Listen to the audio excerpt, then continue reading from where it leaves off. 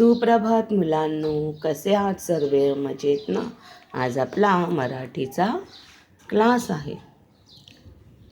आज आपण धडा 3 पाहणार आहोत. माकडांची खोड. माकडांची खोड म्हणजे काय? बंदरों की जो आदतें होती है, आदत मने खोड. शामू नावाचा मुलगा खेतवाडी गावात राहत होता. तो दररोज सकाळी वडिलांबरोबर शेतात जात असे. त्या दिवशी वडिलांना काम असल्यामुळे ते शहरात गेले होते. त्यामुळे शामू शेतावरून एकटाच घरी निघाला होता. शामू नावाचा मुलगा, शाम नाम का एक लड़का था जो खेतवाड़ी गांव में रहता था. तो दररोज सकाळी वडिलांबरोबर शेतात जात असे. वो हर रोज अपने बाबा के साथ खेत में चला जाता था काम करने के लिए. त्या दिवशी वडिलांना काम असल्यामुळे ते शहरात गेले होते. एक दिन उसके बाबा को काम था, इसलिए वो शहर चले गए थे. त्यामुळे शामू शेतावरून एकटाच घरी निघाला होता. इसीलिए उस दिन शामू अकेला खेत पे गया था और शाम होते ही अकेला ही खेत से घर जाने के लिए निकला था. वाट वाकडी तिकडी होती. वाटेवर एक मोठे आंब्याचे झाड होते. रास्ता बड़ा टेढ़ा मेढ़ा था और उस रास्ते पे एक आम का बड़ा सा पेड़ था. झाडावर खूप माकड़े होती और उस आम के झाड़ पर बहुत सारे बंदर थे. ती माकड़े रस्त्याने जाणाऱ्या येणाऱ्या माणसांना त्रास द्यायची और वो बंदर जो आम के पेड़ पर बैठे थे, वो आने जाने वाले रास्ते से लोगों को परेशान किया करते थे, तकलीफ देते थे. शामू दिसताच माकडे मोठमोठ्याने आवाज करून नाचू लागली, उंच उड्या मारू लागली. जैसे उन्होंने उस रास्ते से शामू को गुजरते हुए देखा तो जोर जोर से वो जो आम के पेड़ पर बैठे हुए बंदर थे वो चिल्लाने लगे, आवाज़ करने लगे. हुप हुप ऐसा आवाज़ करत खाली आले और हुप हुप ऐसे आवाज़ निकालते हुए वो पेड़ से नीचे उतर के आए. शामूला पहिल्यांदा मजा वाटली. पहली बार शामू को बहुत मज़ा आया उनके हरकतों का. पण माकड़े खाली उतरून त्यांच्या अंगावर धावून येऊ लागली. लेकिन जब बंदर बार बार उसे परेशान करके उसके ऊपर हावी होने लगे, उसके ऊपर हमला करने लगे, तब वो डर गया. तेव्हा शामू घाबरला, पळत सुटला और वो जोर जोर से भागने लगा. शामू घामाघूम झाला और वो पसीना पसीना हो गया.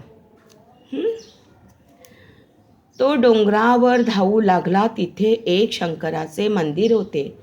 फिर उसने रास्ता छोड़ के पहाड़ों के ऊपर भागना शुरू किया, जहाँ पे एक शिवजी का मंदिर था, देवळ्याने मंदिर. शामू त्यात लपून बसला आणि खिडकीतून माकडांकडे पाहू लागला. शामू अंदर छिप के बैठा. कहाँ? मंदिर के आसपास अंदर शंकर जी का जो मंदिर था उसके अंदर रामू छिप के बैठ गया आणि खिड़कीतून माकडांकडे पाहू लगला. और मंदिर में जो एक खिड़की थी, विंडो थी, उसमें से वो बंदरों को निहारने लगा, देखने लगा. इतक्यात एक माणूस त्याच वाटेने येताना दिसला. इतने में एक इंसान उसी रास्ते से गुजरते हुए रामू ने देखा. त्या माणसाला पाहून माकडे उंच उड्या मारू लागली और आणि नाचू लगली. और जब वो खिड़की में से देख रहा था मंदिर के शामू, तो उसने देखा एक इंसान उसी रास्ते से गुजर रहा है और वो बंदर उसे देख के नीचे आके नाचने लगे. इतने में उस इंसान ने और ज़ोर ज़ोर से आवाज़ करने लगे उस इंसान को देख के. मोठमोठ्याने आवाज़ करू लागले.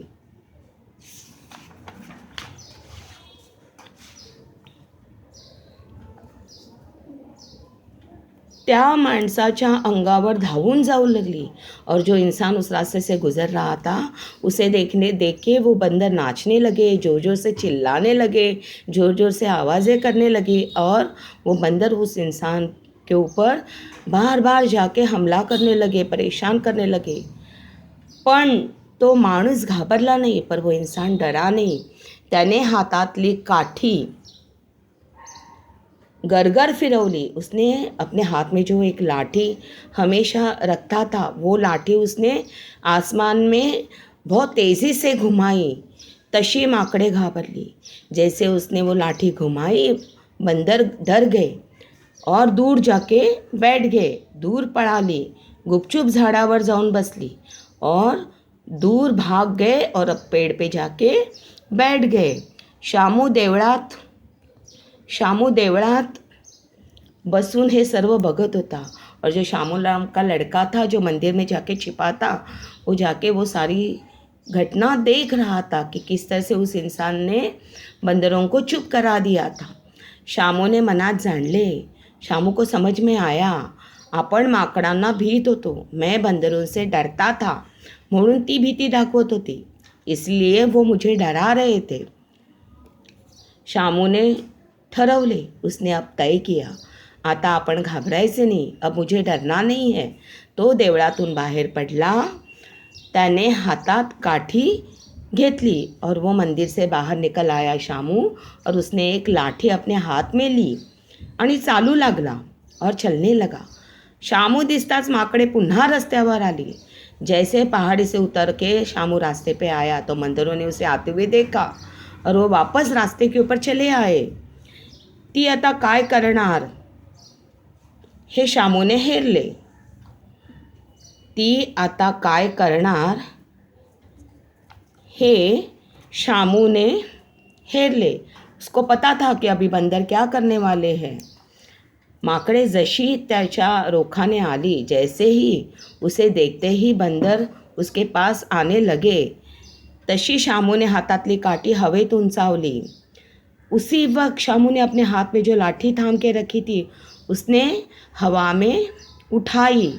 गर गर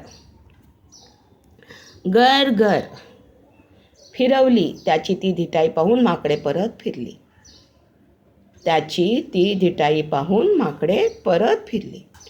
उसने अपने जो हाथ में लाठी थी वो हवा में उछाली और ज़ोर ज़ोर से घुमाई। बंदर डर गए उसका साहस देख के और पेड़ पे जाके वापस बैठ गए।